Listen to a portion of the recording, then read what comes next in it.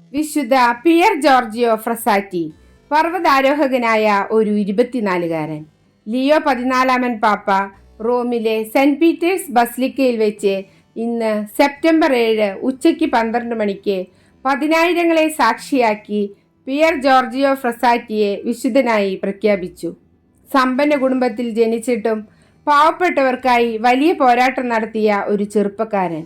സാമൂഹിക നീതിക്ക് വേണ്ടി നിരന്തരം പോരാടിയ ചെറുപ്പക്കാരനായിരുന്നു വിശുദ്ധ പിയർ ജോർജിയോ ഫ്രസാറ്റി. തൻ്റെ ലളിത ജീവിതം വഴി ഈശോയുടെ സ്നേഹം പ്രചരിപ്പിച്ച ഒരു സമ്പന്ന യുവാവ്. പർവ്വതാരോഹണത്തിലും ജപമാല കയ്യിലേന്തി പരിശുദ്ധ അമ്മയോട് സ്നേഹം പ്രകടിപ്പിച്ചിരുന്നു വിശുദ്ധ പിയർ ജോർജിയോ ഫ്രസാറ്റി.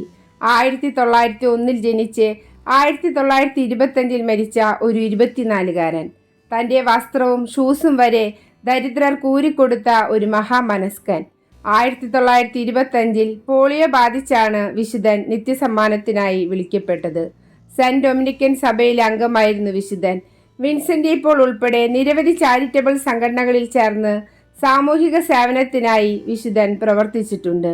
വിശുദ്ധ പദവിയിൽ എത്തിച്ചേരാൻ സമ്പത്തോ വയസ്സോ ന്യൂ ജനറേഷൻ കാലമോ തടസ്സമാവില്ല എന്ന് തെളിയിച്ച മറ്റൊരു യുവാവ്.